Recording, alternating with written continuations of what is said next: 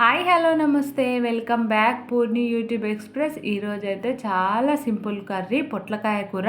ఇలా పొట్లకాయ కూరను పాలు పోసి చేశారంటే మీ ఇంట్లో తినని వాళ్ళు కూడా డెఫినెట్గా తింటారు. అంత బాగుంటుంది ఈ కూర. చేయడం కూడా చాలా సులభము. అంతకంటే ముందుగా మన ఛానల్ సబ్స్క్రైబ్ చేసుకోకుంటే ఒకసారి సబ్స్క్రైబ్ చేసుకోండి. ఇప్పుడు ప్రాసెస్లోకి వెళ్దాం. ఇక్కడ నేను పొట్లకాయ కూర కోసం ఒక పెద్ద పొట్లకాయని ఇలా ముక్కలు చేసి తీసుకున్నాను. పొట్లకాయ అనేది లేత పొట్లకాయని తీసుకోండి, టేస్ట్ బాగుంటుంది. ఒకసారి దీన్ని బాగా క్లీన్ చేసి మీకు వీలైనంత చిన్న ముక్కలుగా ఇలా కట్ చేసి తీసుకోండి. దీన్ని ముందుగా ఉడికించి కూడా కూర చేసుకుంటారు. అలా చేయడం వల్ల పోషకాలు అనేటివి పోతాయి, అందుకే నేను డైరెక్ట్గా చేస్తున్నాను. అలాగే ఒక మీడియం సైజు ఉల్లిగడ్డను కూడా ఇలా చిన్న ముక్కలుగా కట్ చేసి తీసుకోండి. ఇప్పుడు స్టవ్ వెలిగించుకొని ఒక ప్యాన్ పెట్టుకొని 2 టేబుల్ స్పూన్ల ఆయిల్ని వేసుకోండి. ఈ కూరలోకి ఆయిల్ తక్కువే పడుతుందండి, టేస్ట్ అంతా పాలు వేయడంలోనే ఉంటుంది.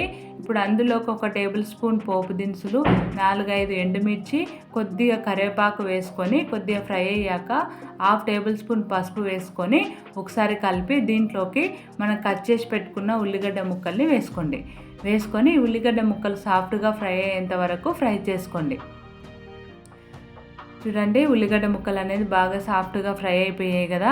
ఇప్పుడు ఇందులోకి మనం కట్ చేసి పెట్టుకున్న పొట్లకాయ ముక్కల్ని వేసుకొని ఒకసారి బాగా కలిసేలా కలుపుకొని స్టవ్ని మీడియం ఫ్లేమ్లో పెట్టుకొని ఇవి సాఫ్ట్గా అయ్యేంత వరకు వీటిని మగ్గించుకోవాలి పొట్లకాయ ముక్కల్ని. ఈలోపు మనం పచ్చిమిర్చి పేస్ట్ కోసం ఒక మిక్సీ జార్ తీసుకొని 10-15 పచ్చిమిర్చిని మీ కారాన్ని తగినట్టుగా తీసుకొని మెత్తగా మిక్సీ పట్టుకోండి. ఇందులోకి పచ్చిమిర్చి పేస్ట్ వేస్తేనే కూర టేస్ట్ బాగుంటుందండి.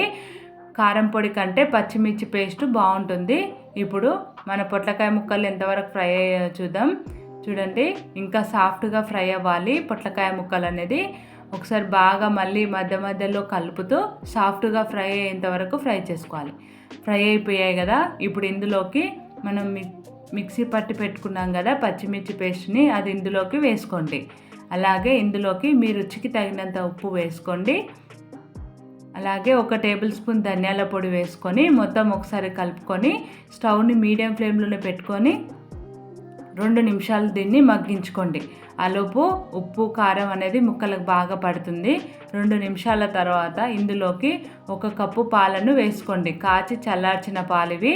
చిక్కటి పాలైతే కూర చాలా బాగుంటుందండి. ఇలా 1 కప్పు పాలను వేసుకొని బాగా ఒకసారి కలుపుకొని టేస్ట్ చూసుకోండి, ఉప్పు సరిపోయిందో లేదో చూసుకోండి. ఇప్పుడు స్టవ్ని మీడియం ఫ్లేమ్లోనే పెట్టుకొని మూత పెట్టి ఒక 2 నిమిషాలు దీన్ని ఉడికించుకోండి. 2 నిమిషాల తర్వాత చూడండి కూర అనేది ఉడుకుతుంది కదా. స్టవ్ ఆఫ్ చేసుకోండి 2 నిమిషాల తర్వాత. అంతేనండి, సింపుల్ అండ్ టేస్టీ పొట్లకాయ కూర అనేది రెడీ అయిపోయింది. చాలా బాగుంది కదా. ఒకసారి మీరు కూడా ట్రై చేసి ఎలా వచ్చిందో నాకు కామెంట్ చేయండి. ఈ వీడియో కనుక మీకు నచ్చినట్టయితే లైక్ చేయండి, షేర్ చేయండి, సబ్స్క్రైబ్ చేయండి. Thanks for watching.